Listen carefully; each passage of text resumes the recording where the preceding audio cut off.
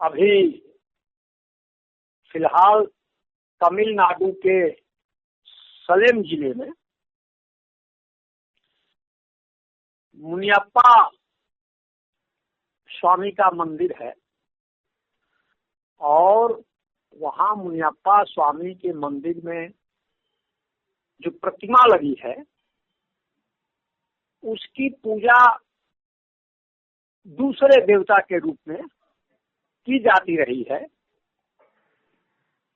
तो इस मामले को मद्रास हाई कोर्ट में ले जाया गया। मद्रास हाई कोर्ट ने पुरातत्व विभाग को कहा कि मूर्ति का आप पुरातात्विक जांच कर रिपोर्ट कीजिए। पुरातत्व विभाग ने मूर्ति की रिपोर्टिंग की, जांच प्रतिवेदन दिया और लिखा कि मूर्ति की जो बैठने की मुद्रा है, उसके जो हाथ की मुद्रा है और जो सिटिंग व्यवस्था है लोटस पर, जो सर पर घुंघराले बाल हैं, जो लटके हुए कान हैं, ये तमाम जो लक्षण हैं वो बुद्ध की प्रतिमा का है।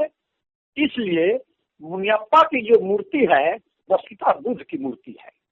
ये रिपोर्ट पुरातत्व विभाग ने हाई कोर्ट में सबमिट की। हाई कोर्ट ने पुरातत्व विभाग की रिपोर्ट को पढ़ा और उसने डिसीजन दिया कि ये जो मुनियप्पा की प्रतिमा है वो किसी दूसरे देवता की नहीं है बल्कि बुद्ध की प्रतिमा है और इस बुद्ध की प्रतिमा की पूजा या मान्यता बुद्ध के रूप में ही रहे, किसी दूसरे देवी देवता के रूप में इसकी मान्यता न दी जाए। और इस आधार पर मद्रास हाई कोर्ट ने पुरातत्व विभाग को कहा कि आप इस मंदिर को संरक्षित करें और यहाँ बुद्ध का बोर्ड लगाएं। यह प्रतिमा बुद्ध की है और इनकी पूजा दूसरे देवी देवता के रूप में यहाँ न की जाए। धन्यवाद। साथियों, सभी को जय भीम, जय मुन्यासी, नमो बुद्धाय। अभी 19 जुलाई 2022 को मद्रास हाई कोर्ट ने बहुत ही एक ऐतिहासिक फैसला दिया है और वह फैसला इतना ऐतिहासिक और महत्वपूर्ण है कि उससे आधुनिक भारत में एक बड़ा परिवर्तन होने की संभावना है। 19 जुलाई 2022 को मद्रास हाई कोर्ट ने अपने डिसीजन में यह आदेश दिया था कि दक्षिण भारत में सेलम नाम का जो एक ज़िला है उसमें एक थिरुवलाई मुनियप्पम नामक एक मंदिर है और उस मंदिर के अंदर बुद्ध मूर्ति है। तो उसके संदर्भ में कुछ बौद्ध संगठनों ने याचिका दायर की थी और उस याचिका के संदर्भ में मद्रास हाई कोर्ट ने आदेश दिया कि वहाँ का जो आर्कियोलॉजिकल डिपार्टमेंट है उनके डायरेक्टर ने उनके अंतर्गत एक टीम बनाकर उसका मुआयना कर संशोधित रिपोर्ट कोर्ट के सामने पेश करे और उनका जो ओपिनियन है वह भी कोर्ट के सामने पेश करे। तो आर्कियोलॉजिकल डिपार्टमेंट ने वहाँ पर जाकर उनकी कमेटी के माध्यम के द्वारा जो संशोधन किया वह बहुत ही आश्चर्यजनक है। उन्होंने अपने टीम के संशोधन में ये सिद्ध किया कि उस मंदिर के अंदर जो मूर्ति है वह वास्तव में मुनियप्पन नामक किसी देवता की नहीं है बल्कि बुद्ध की है और वह रिपोर्ट उन्होंने कोर्ट में पेश किया और उस रिपोर्ट के आधार पर और अन्य तथ्य जो बुद्धिस्ट संगठनों ने कोर्ट में दाखिल किए थे उन सभी ऐतिहासिक और आर्कियोलॉजिकल तथ्यों के आधार पर कोर्ट ने आदेश दिया कि मुनियप्पम मंदिर के अंदर जो मूर्ति है वह सचमुच बुद्ध की मूर्ति है और उसको बुद्ध की मूर्ति के तौर पर ट्रीट किया जाए और वहाँ पर जो कुछ हिंदू तौर तरीके से पूजा पद्धति है वो पूजा पद्धति बंद की जाए। तो यह बहुत ही ऐतिहासिक और महत्वपूर्ण फैसला है। आधुनिक भारत में जहाँ पर सभी तरफ ब्राह्मणवाद का नंगानाच चालू है, ऐसे स्थिति में यह फैसला आना एक महत्वपूर्ण माइलस्टोन घटना है। अब ऐसा फैसला अभी क्यों आया, इसके पहले अभी ऐसे फैसले क्यों नहीं आए? तो इसके पीछे भी वजह है। तथागत बुद्ध बताते हैं कि हर घटना के पीछे कुछ ना कुछ कारण रहता है।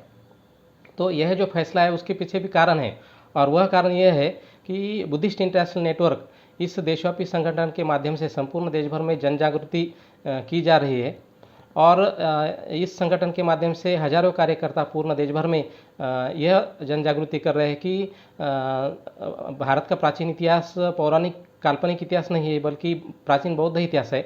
भारत में बड़े बड़े बौद्ध सम्राट होकर गए हैं, सम्राट अशोक, सम्राट कनिष्क, सम्राट हर्षवर्धन, और इन सम्राटों ने संपूर्ण देश भर में और भारतीय उपखंड में अनेक जगहों पर बड़े बड़े बौद्ध विहार बनाए, बड़ी बड़ी मूर्तियाँ बनी हैं। तो इतनी बड़ी बौद्ध विरासत और बौद्ध पहचान प्राचीन भारत की होने के बावजूद अभी उसके अवशेष कहाँ पर है, क्यों दिखाई नहीं देते? तो यह जो दृष्टिकोण हमने समाज में फैलाया है, हमारे कार्यकर्ताओं ने फैलाया है, तो लोगों में यह दृष्टिकोण पैदा हुआ है कि सचमुच सम्राट अशोक ने अगर 84,000 बौद्ध विहार बनवाए थे तो वह बौद्ध विहार कहाँ गए? तो लोग उस दृष्टिकोण से देख रहे हैं, और उनको पता चल रहा है कि कहीं ना कहीं अभी जो बड़े बड़े मंदिर है, प्राचीन मंदिर है, तो उन मंदिरों में कहीं ना कहीं कोने में किधर न किधर बौद्ध शिल्प, बौद्ध अवशेष, बौद्ध मूर्तियाँ मिल रही है। तो ये जो फैसला है यह उसी के संदर्भ में है। वहाँ पर सेलम में जो मुनियप्पम मंदिर था, उस मंदिर के अंदर जो मुनियप्पम देवता के नाम से पूजा की जा रही थी, तो उसकी तरफ भी जब बौद्ध लोगों ने देखा तो उनको लगा कि ये सचमुच बुद्ध मूर्ति है, और इसलिए उन्होंने दावा पेश किया कोर्ट में, और कोर्ट ने भी उनका संज्ञान लेते हुए आदेश दिया कि उसका संशोधन कर सच क्या है सामने लाया जाए। तो आर्कियोलॉजिस्ट टीम ने वहाँ पर जाकर संशोधन किया, और उन्होंने अपने रिपोर्ट में यह लिखा है कि वह मूर्ति बुद्ध मूर्ति थी, बुद्ध मूर्ति है। 3री-4थी सदी में वह मूर्ति बनाई गई है, और उस मूर्ति पर लगातार तेल, सिंदूर, हल्दी लगाने की वजह से एक बड़ा थर जमा हो चुका था, और इसलिए वह थोड़ी सी बुद्ध मूर्ति के जैसी नहीं लग रही थी, बल्कि अलग लग रही थी। तो उन्होंने वहाँ के पुजारी की मदद के द्वारा वहाँ पर उस मूर्ति के ऊपर जो थर जमा हुआ था वह थर निकाल लिया, उसको अच्छी तरह से धोया, साफ़ किया, और फिर उनको दिखाई दिया कि ये तो सचमुच बुद्ध की मूर्ति है। उन्होंने रिपोर्ट में लिखा कि बुद्ध के जो 32 लक्षण हैं वह सभी मूर्ति में मौजूद थे। वह पद्मासन अवस्था में मूर्ति थी, वह कमल पुष्प पर बैठी हुई मूर्ति थी, उसके बुद्ध के कान जैसे दोनों कान लंबे रहते, तो वह मूर्ति के कान भी लंबे है, उसके सिर पर उष्णसा है। तो ये सारे जो बुद्ध के 32 लक्षण हैं वह सभी लक्षण उस मूर्ति में मौजूद थे, और इसलिए उन्होंने दावे के साथ अपने आर्कियोलॉजिकल ज्ञान के साथ सिद्ध किया कि यह बुद्ध की मूर्ति है। और इसलिए कोर्ट ने भी उनका जो रिपोर्ट है उसको स्वीकार करते हुए आदेश दिया कि वह बुद्ध की मूर्ति है, और इसलिए वहाँ पर आर्कियोलॉजिकल डिपार्टमेंट ने मंदिर के अंदर बोर्ड लगाना चाहिए और वहाँ पर लिखना चाहिए कि ये बुद्ध की मूर्ति है, और यहाँ इसलिए यहाँ पर बुद्ध पूजा के अलावा अन्य कोई पूजा नहीं होगी। तो इस तरह जो लगभग 2000 सालों से छिपाया गया सच था, वह सच इस फैसले के माध्यम से सामने आया, और इसलिए यह फैसला ऐतिहासिक दृष्टि से बहुत ही महत्वपूर्ण है। और यह फैसला एक आदर्श है बाकी जगहों के लिए भी, क्योंकि भारत में सभी तरफ बौद्ध धर्म फैला हुआ था, इसलिए सभी तरफ बौद्ध, सभी प्रदेशों में, सभी प्रांतों में बौद्ध स्थल मौजूद है, बौद्ध मूर्तियाँ मौजूद है, और उनको अलग अलग तरीके से अलग अलग नाम देकर पूजा जाता है। अभी अगर दक्षिण भारत का ही उदाहरण लेंगे तो कांचीपुरम में टी गोपानाथ राव नामक एक आर्कियोलॉजिस्ट है, बहुत प्रसिद्ध आर्कियोलॉजिस्ट। उन्होंने 1915 के आसपास उनका एक रिपोर्ट पब्लिश किया था, और उस रिपोर्ट में उन्होंने लिखा है कि हम जब कांचीपुरम के कामाक्षी माता मंदिर में गए तो वहाँ पर हमें 2 मूर्तियाँ मिली। उनमें से एक मूर्ति मंदिर के अंदर गर्भगृह में थी, वह मनुष्य के साइज़ की थी, और दूसरी एक मूर्ति आंगन में मिली, और मंदिर के अंदर की मूर्ति निकालकर अभी म्यूजियम में रखी है, मद्रास म्यूजियम में। और दूसरी जो बाहर मंदिर के बाहर परिसर में मूर्ति है, वह मूर्ति अभी भी वहाँ पर मौजूद है और वहाँ पर एक स्कूल खोला गया है और उस स्कूल के नियंत्रण में वह मूर्ति है। उन्होंने उसके फोटोग्राफ भी अपने रिपोर्ट में पेश की है। तो ऐसे इस एक दो उदाहरण से सिद्ध हो जाता है कि जो प्राचीन मंदिर है अभी भारत में, उन सभी प्राचीन मंदिर वास्तव में प्राचीन बौद्ध विहार थे और कुछ जगहों पर बुद्ध मूर्तियाँ रखी हुई है जैसे कि वैसी, कुछ जगहों पर तोड़ी गई है, कुछ जगहों पर विकृत किया गया है, कुछ जगहों पर बुद्ध मूर्ति को सिंदूर लगाकर या कपड़े में ढककर अलग नाम देकर पूजा जा रहा है। जैसे कि अभी सेलम में बुद्ध मूर्ति को थिलवाई मुनियप्पम के नाम से पूजा जा रहा था। तो यह सच सामने आने की वजह से बौद्ध लोगों की संपूर्ण देश भर में उम्मीदें जगी हुई है और बुद्धिस्ट इंटरनेशनल नेटवर्क के माध्यम से इसी तरह संपूर्ण देश भर में जन जागृति का अभियान अब तेज किया जाएगा और जो प्राचीन बौद्ध विरासत है जिस पर मंदिरों के नाम से या अलग अलग देवी देवताओं के नाम से कब्जा किया गया है, उनके बारे में जन जागृति बड़े पैमाने पर की जाएगी और जहाँ पर बौद्ध विरासत होने के अवशेष मौजूद है, मिल रहे हैं, वहाँ पर पुरातत्व विभाग के उत्खनन के माध्यम से या रिपोर्ट के माध्यम से कोर्ट में भी दावा पेश किया जाएगा और प्राचीन भारत की जो बौद्ध विरासत है, बौद्ध इतिहास है, बौद्ध परंपरा है, उसको सामने लाकर बुद्ध और बौद्ध लोगों के साथ जो अन्याय हुआ है पिछले 2-2.5 सालों में, वह अन्याय दूर करने का प्रयास बुद्धिस्ट इंटरनेशनल नेटवर्क के माध्यम से किया जाएगा और इसलिए यह फैसला अत्यंत महत्वपूर्ण साबित होने वाला है। हम मद्रास हाई कोर्ट ने जो फैसला सुनाया है उसका स्वागत करते हैं और इसी तरह का अगर न्यायपालिका और आर्कियोलॉजिकल डिपार्टमेंट के द्वारा अच्छा सपोर्ट मिलेगा सच सामने लाने के लिए, तो भारत में बहुत जल्द परिवर्तन हो जाएगा और भारत का दुनिया में जो पहचान है बौद्ध भारत के नाम से, वह पहचान हम भारत के लोगों के अंदर स्थापित करने में भी सफल हो जाएंगे। मैं इस विषय पर इतना ही बोलना चाहता हूँ और अपनी बात रखता हूँ। धन्यवाद। जय भीम, जय मुन्यासी, नमो बुद्धाय। आज बहुत ही महत्वपूर्ण विषय पर हम यहाँ पर चर्चा कर रहे हैं। मैं धन्यवाद देना चाहता हूँ इतिहासकार, जाने माने इतिहासकार डॉक्टर राजेंद्र प्रसाद जी ने भी हाल ही में मद्रास हाई कोर्ट ने जो ऐतिहासिक फैसला दिया, इसके ऊपर उन्होंने अपनी राय बताई, अपना ओपिनियन बताया और साथ ही बड़े इतिहासकार डॉक्टर चाटसे जी ने भी अपनी बात रखी। मद्रास हाई कोर्ट का फैसला दिनांक 9 जुलाई 2022 को आया और इसकी खबर एक दिन पहले किसी अखबार में छोटे से कोपरे में पिछवाड़े में लास्ट पन्ने पर आई और बहुत ही 4-5 लाइन में एक कॉलम में बहुत ही संक्षिप्त खबर आई, न के बराबर खबर आई। तो इसीलिए हम लोगों ने सोचा कि ब्राह्मण के लिए ये चर्चा खतरा साबित हो रही है, तो ये चर्चा बहुजनों के लिए प्रेरक साबित होगी, इसलिए हम इस पर चर्चा कर रहे हैं। साथियों, 19 जुलाई 2022 को मद्रास हाई कोर्ट के द्वारा एक मंदिर की मूर्ति पर जो विवाद चल रहा था उस पर फैसला आया। जज महोदय का नाम है एन आनंद वेंकटेश और याचिकाकर्ता पी रंगनाथन, जो अब कुछ दिनों पहले गुजर चुके हैं, उन्होंने ये याचिका 2011 में दायर की थी और साथ में बुद्ध ट्रस्ट याचिकाकर्ता के वकील है मिस्टर यस साथिया चंद्रन और प्रतिवादी के वकील है मिस्टर केटी सर्वानंद। जो फैसला आया उसमें पार्टी थी तमिलनाडु राज्य, उनके बाजू में तमिलनाडु राज्य के बाजू में पक्ष रखने वाले सेक्रेटरी राज्य सरकार Hindu religion and charitable endowment department secretariat Chennai. दूसरे नंबर पर थे कमिश्नर चेन्नई।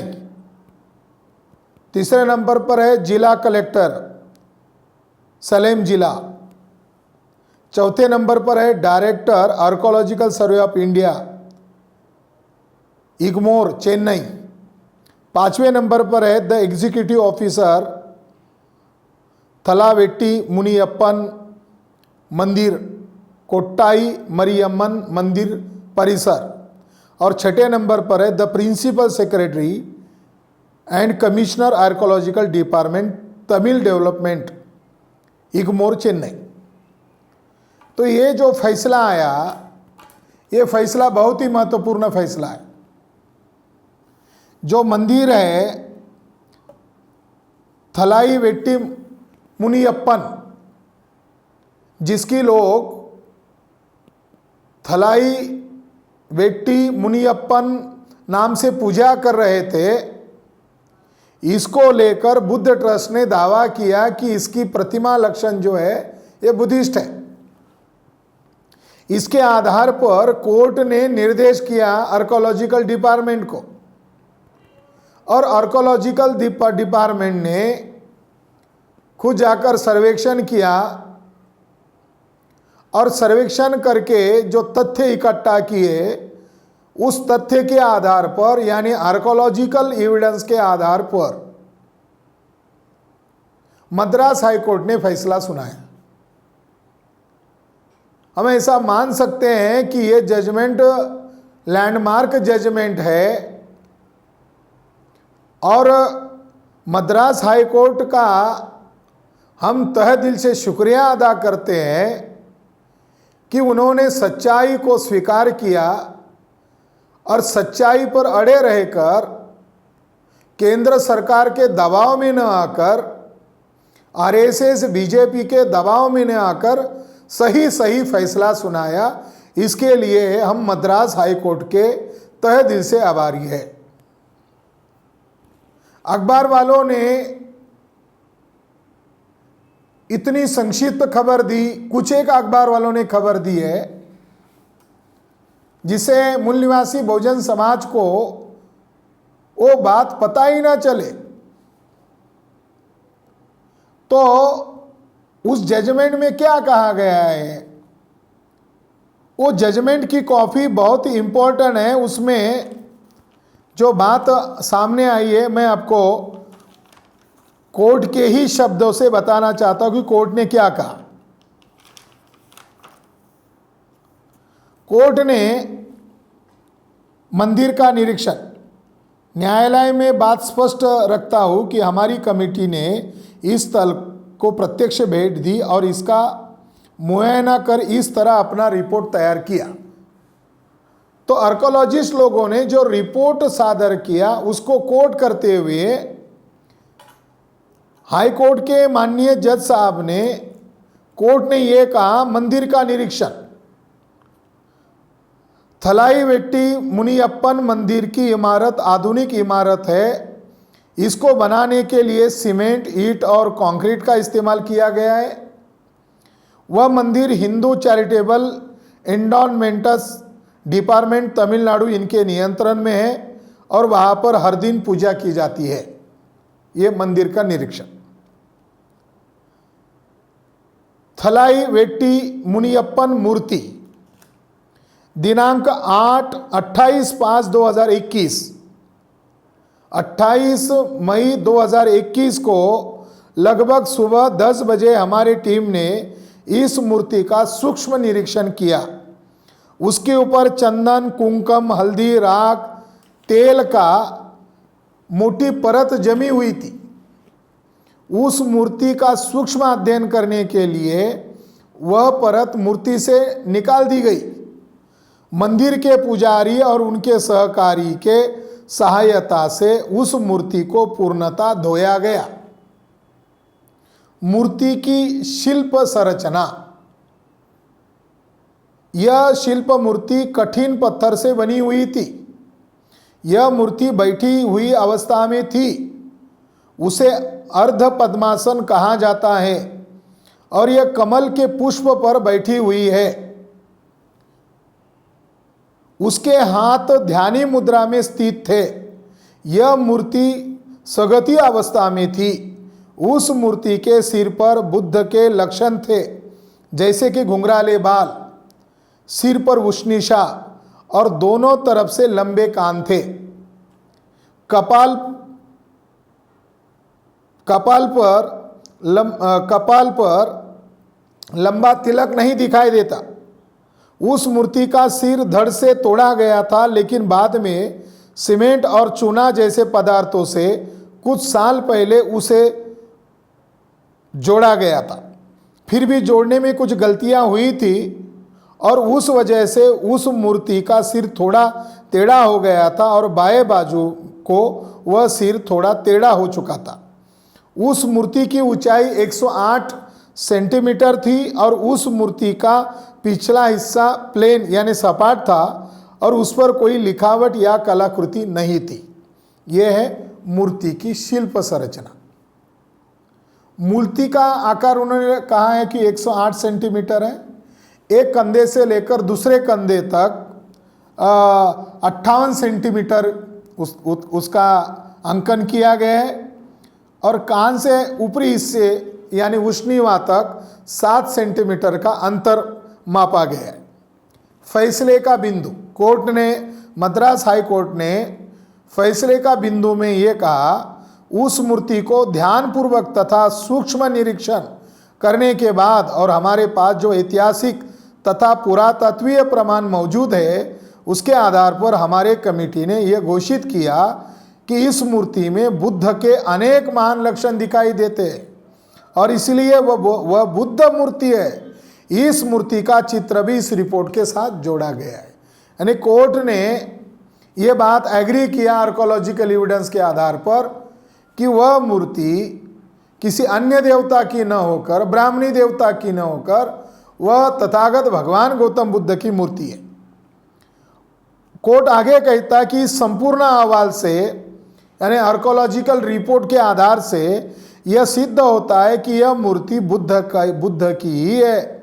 अभी तक यह मूर्ति HR&CE डिपार्टमेंट के नियंत्रण में थी और वहाँ के मंदिर की देखरेख करने के लिए हमने एग्जीक्यूटिव ऑफिसर को नियुक्त किया था, लेकिन छठे प्रतिवादी ने जो अपना अहवाल प्रस्तुत किया, यानी आर्कोलॉजिकल डिपार्टमेंट ने जो अहवाल प्रस्तुत किया, उसके आधार पर ये निरीक्षण प्रस्तुत करने के आधार पर यह सिद्ध हुआ कि वह स्थान बुद्ध विहारी है या बुद्ध मंदिर ही है।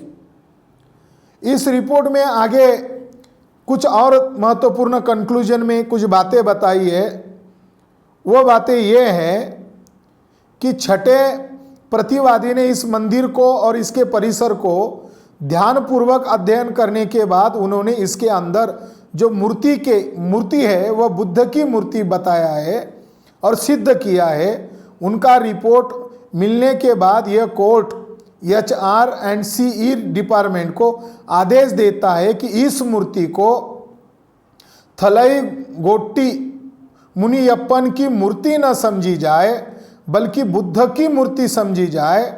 यह मूर्ति बुद्ध मूर्ति होने की वजह से जो गलत थलई वेट्टी मुनियप्पन यह गलत पहचान दी गई है उसको खारिज कर दिया जाता है और उसके अनुसार बुद्ध मूर्ति का वास्तविक स्वरूप कायम रखा जाए और इसलिए HR&CE डिपार्टमेंट ने इस मूर्ति को थलई वेट्टी मुनियप्पन कहना बंद करना चाहिए। वे इस मूर्ति को बुद्ध की मूर्ति न समझकर थलई वेट्टी मुनियप्पन की मूर्ति समझते हैं, तो यह बात बौद्धों के मूलभूत सिद्धांतों के खिलाफ होगी। तो कोर्ट का जो एज वर्ड जो फैसला है वो फैसला को मैंने यहाँ आपके सामने प्रस्तुत रखा है। कोर्ट ने आगे ये भी कहा कि जहाँ पर मंदिर में पूजा करने के लिए लोग इकट्ठा होते हैं वहाँ पर बोर्ड रखा जाए और वहाँ लिखा जाए कि ये जो मंदिर है तथा ये जो मूर्ति है ये थुलाई वेट्टी मुनियप्पन की मूर्ति ना होकर ये भगवान गौतम बुद्ध की मूर्ति है। तो इस फैसले का ये सार है या इस फैसले का ये निचोड़ है जो कोर्ट की जुबान से मैंने आपके सामने प्रस्तुत किया। अब सवाल ये होता है कि मद्रास हाई कोर्ट के इस फैसले को आधार अगर मान लिया जाए, ये लैंडमार्क जजमेंट अगर मान लिया जाए, तो देश भर के अंदर जो बड़े बड़े प्रसिद्ध मंदिर हैं वो सारे के सारे मंदिर बौद्ध विहार है। सम्राट अशोक ने 84,000 स्तूप एवं विहार बनाए, वो कहाँ गए? मान लो उदाहरण के लिए अगर बताया जाए कि अगर खिचड़ी पकाते हो तो खिचड़ी पकाते वक्त एक चावल का तिनका उसको चेक कर लिया जाता है खिचड़ी पकी है कि नहीं पकी है। पूरी खिचड़ी के दाने दाने को चेक करने की जरूरत नहीं है, केवल एक दाना ही काफी है। तो उसी तरह ये जजमेंट भी उसी को अगर कंपेयर कर लिया जाए तो पूरे भारत भर के जितने बड़े बड़े बौद्ध विहार है, जितने बड़े बड़े मंदिर है, वो एक समय के बौद्ध विहार थे। इसीलिए हम दावे से ये इस चर्चा को इसीलिए करना चाहते हैं कि भारत में जितने भी बड़े बड़े मंदिर है वो सारे के सारे बौद्ध मंदिर, बौद्ध विहार थे या बौद्ध मंदिर थे। अब इस जजमेंट के आधार पर गोगोई साहब ने जो अयोध्या का फैसला दिया, इस जजमेंट के आधार पर वो फैसले को भी रिव्यू करना चाहिए, एक जनता के कोर्ट में रिव्यू करना चाहिए और सुप्रीम कोर्ट में भी चुनौती देनी चाहिए। लॉकडाउन में सारा संचार बंद कर दिया नरेंद्र मोदी के द्वारा, मगर लॉकडाउन में सारे मजदूरों को पैदल घुमाया, केवल मात्र राम मंदिर का काम जारी रखा गया। तो यह अपराध बोध है। न्यायपालिका गूंगी या बहरी हो गई थी, कोर्ट उन्होंने बंद कर दिए, रेलवे बंद कर दिए, एयरवेज सर्विस बंद कर दिया, मगर जो न्यायपालिका ने फैसला दिया, जिसको वो आइडल जजमेंट कहते हैं, फैसला कहते हैं सुप्रीम कोर्ट का, वो जज चुपचाप थे। चुपचाप क्यों नहीं होंगे? क्योंकि गोगोई साहब को राज्यसभा का बख्शीश जो मिल गया था, उसके आधार पर उसकी समीक्षा करना जरूरी है। ये फैसले के आधार पर हम दावे से कह सकते हैं। अब तक हमारे पास पुरातात्विक आधार, जाने माने इतिहासकारों के द्वारा लिखे गए हिस्टोरिकल इतिहास के साधन, सर मेजर जनरल कनिंघम के द्वारा बनाए गए प्राचीन बौद्ध स्थलों की खोज, उनके द्वारा अयोध्या जो साकेत की खोज की गई थी वो भी बुद्धिस्ट स्थल है। अब दूसरी तरफ देखा जाए, महाराष्ट्र में अगर देखा जाए, इस फैसले के आधार पर अगर महाराष्ट्र का पंढरपुर का मंदिर अगर देखा जाए और उसका भी इसी आधार पर अगर परीक्षण कर लिया जाए, तो पंढरपुर के विठ्ठल या पांडुरंग का जो मूर्ति लक्षण है, मुनियप्पन स्वामी का जो लक्षण बताया मूर्ति का, वो बुद्ध का निकला। वही सारे के सारे लक्षण पंढरपुर के पांडुरंग के साथ मिलते हैं। पांडुरंग ये पुंडरीक शब्द से बना हुआ है, जो बुद्ध का विशेषण है या बुद्ध का नाम है, सफेद कमल। दूसरी बात, जैसे मुनियप्पन स्वामी के सर के ऊपर उष्णीव था, लंबे कान थे, ध्यानस्थ अवस्था में बैठी हुई मुद्रा दिखाई गई है, तो पंढरपुर का जो मंदिर है वो बैठी ध्यानस्थ मुद्रा में बैठी हुई मूर्ति नहीं है, बल्कि खड़ी मूर्ति है, निशस्त्र मूर्ति है। और उनके कान लंबे हैं, उनके सर के ऊपर उशनी हैं, उनकी आंखें बंद है, तो इसके आधार पर, और वो पीतांबर पहनते जैसे भिक्खु पहनते, पोशाक उनका पीतांबर है यानी पीला वस्त्र है। तो आर्कोलॉजिकल पुरातात्विक आधार पर भी प्रमाणित होता है कि पंढरपुर का पांडुरंग कोई और नहीं है बल्कि बुद्ध ही। भिलसा उत्खनन का report sir major general Cunningham के द्वारा प्रकाशित किया गया। उस रिपोर्ट में भी उन्होंने यह बात दावे से, एक जाने माने archaeologist sir major general Cunningham ने कहा कि विठोबा या पांडुरंग कोई और नहीं बुद्ध है, और त्रिरत्न के प्रतीक के रूप में ही प्रतीक अवस्था में पांडुरंग, सत्यभामा और रुक्मिणी ये पात्र दिखाए बुद्ध धम्म संघ। हम उधर देखे उड़ीसा में जगन्नाथपुरी का उत्खनन कार्य भी किया गया, और मेजर जनरल कनिंघम के ही आधार पर अगर कहा जाए तो इसके आधार पर भी यह प्रमाणित होता है कि बौद्ध स्थल है। मेजर जनरल कनिंघम के द्वारा जगन्नाथपुरी का जो मंदिर है, ह्यून संघ के निरीक्षण, और ह्यून संघ ने जिसको देखा उदंतपुरी का है। 10वीं 11वीं शताब्दी के बाद ब्राह्मणों के द्वारा उस विहार पर, जिसे सम्राट अशोक के द्वारा बनाया था, उस पर आक्रमण किया, मगर जनता बुद्धिस्ट थी, जनता का चाल चलन बुद्धिस्ट था। जनता उस विहार में बौद्ध रीति रिवाज से ही आते थे, तो उसमें ब्राह्मण लोग बदलाव नहीं कर पाए। उन्होंने सबूत दिया है कि कनिंघम के साथ साथ महाराष्ट्र के पूर्व राज्यपाल पीसी अलेक्जेंडर, इन्होंने भी बुद्धिज्म इन केरला नामक एक बहुत बड़ा थीसिस लिखा, और उसमें भी उन्होंने प्रमाणित किया कि रथ यात्रा, केरला की रथ यात्रा और जगन्नाथपुरी में होने वाली रथ यात्रा, फाहियान जो 4वीं शताब्दी में इंडिया में आए थे, और पाटलिपुत्र मगध में उन्होंने अशोका के द्वारा जो चलाई गई त्रिरत्न की धम्म यात्रा, बुद्ध धम्म संघ का स्वागत या धम्म यात्रा, उन्होंने जैसा देखा था वैसा ही वर्णन आप वैसा ही दृश्य आप जगन्नाथपुरी में आज भी देख सकते हो, और केरला में भी आप देख सकते हो। बुद्ध धम्म संघ को ही उस रथ में रखा जाता था जो आज जगन्नाथपुरी में किया जाता है, और जगन्नाथपुरी में बुद्ध का स्थान कृष्ण को दिया, सुभद्रा धम्म की जगह लिया, और बलराम संघ की जगह लिया। अब ये पुरातात्विक आधार पर सिद्ध हुआ कि त्रिरत्न का आधार ही है। जैसे ब्राह्मण धर्मशास्त्र में विषम अंक को अशुभ कहा है, मतलब 3 आंकड़ा ब्राह्मणों के लिए अशुभ है। ये तक कहा जाता है 3 आंकड़ा जो होता है काम बिगाड़ने वाला होता है, 3 तिगाड़ा काम बिगाड़ा। तो ब्राह्मण लोग 3 आंकड़े के प्रति इतनी घृणा रखते हैं, तो 3 जो प्रतीक है वो स्वीकार कैसे किए? तो इस फैसले के आधार पर जगन्नाथपुरी यह बौद्ध विहार है, इसको चुनौती दी जा सकती है। उसके सारे प्रमाण मौजूद हैं।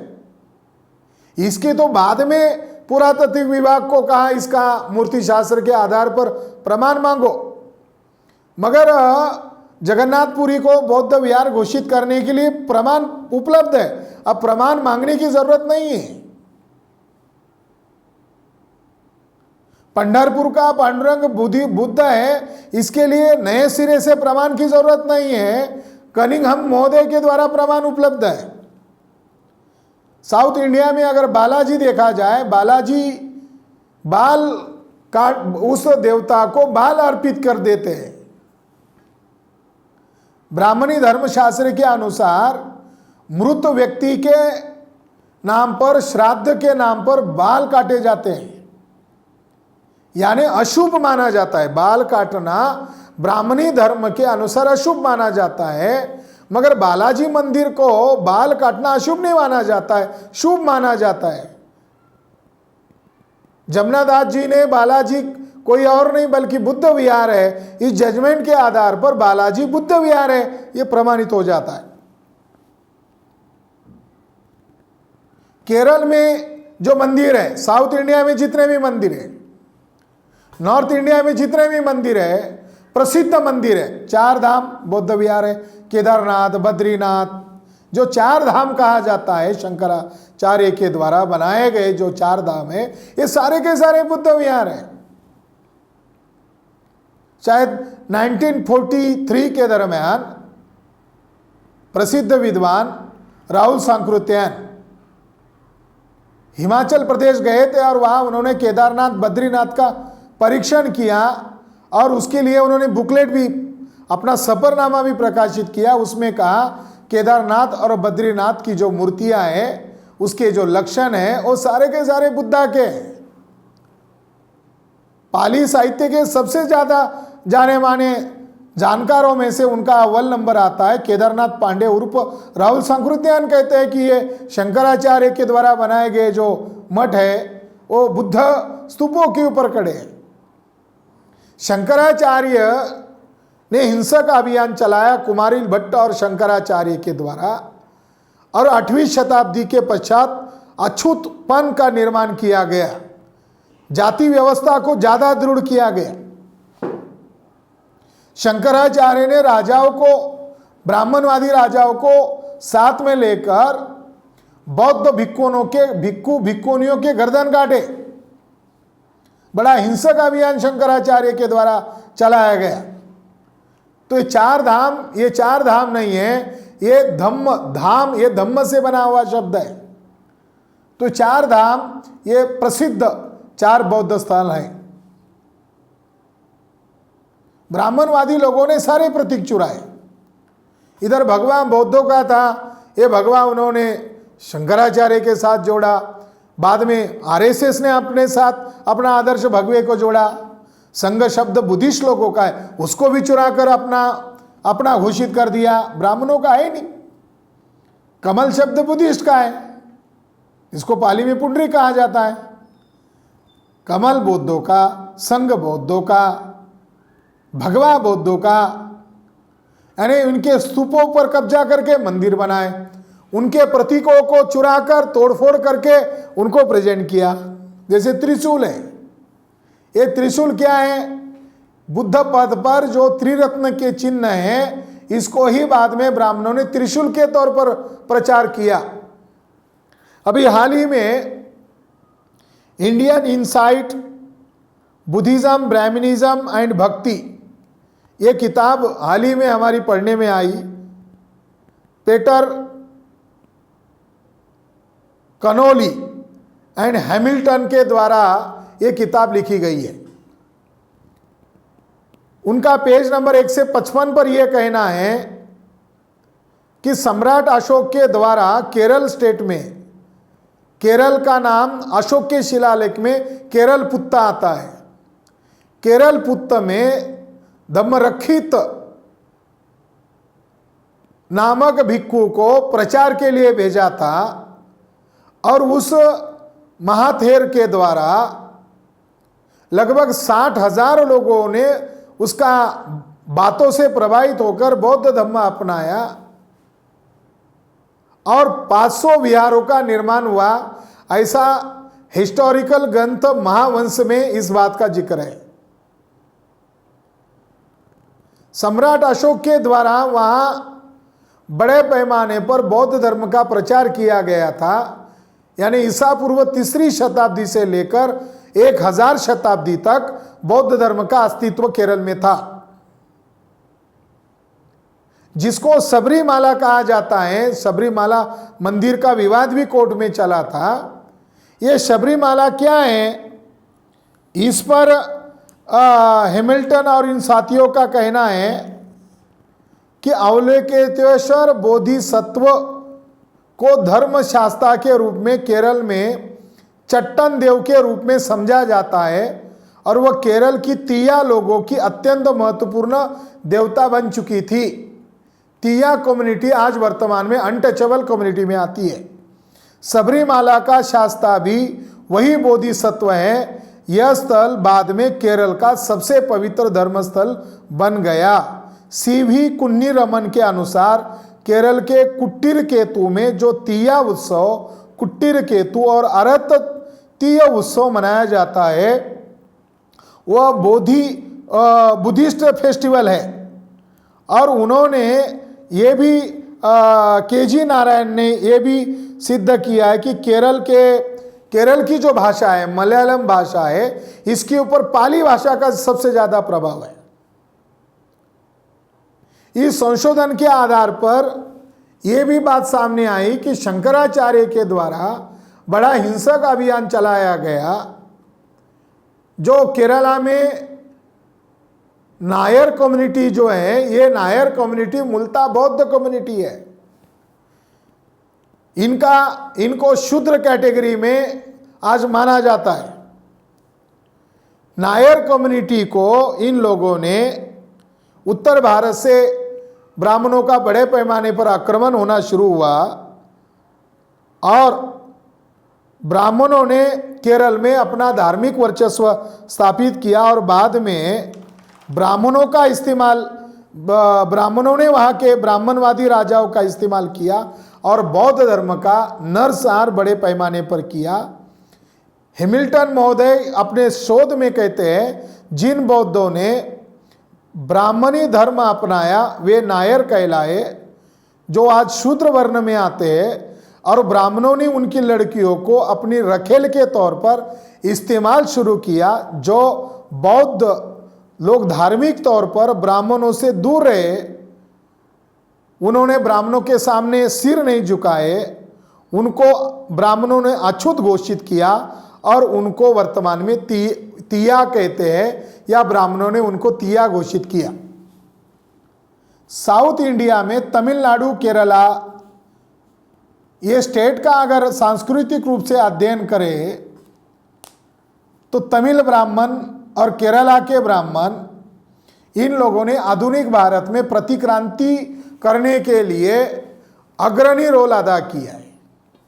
यानी बनिया गांधी को साउथ इंडियन लोगों का विश्वास जिताना था, तो बनिया वर्ण व्यवस्था में बनिया व्यक्ति, जो वर्तमान व्यवस्था में भी बनिया कभी ब्राह्मण से शादी नहीं करता, मगर गांधी ब्राह्मणों के आज़ादी के लिए काम कर रहे थे, तो गांधी के लड़के को साउथ इंडियन ब्राह्मण ने लड़की दिया था और वो कांग्रेस का बड़ा नेता बना। साथियों, ये सारी बातों का कंक्लूजन यही निकलता है, नॉर्थ इंडिया हो या साउथ इंडिया हो, ये प्राचीन भारत का, एशियंट भारत का बौद्ध भारत है। और बुद्धिस्ट लोग कौन है? बुद्धिस्ट लोग नागाज है, जो भारत के एशियंट रूलर है। और नागाज ये भारत के SC ST OBC इन लोगों का पहचान है, टोटेम है। और जो मुस्लिम है, लिंगायत है, जैन है, सिख है, ये ब्राह्मणी व्यवस्था से परेशान होकर आज़ादी का रास्ता ढूंढने वाले लोग हैं।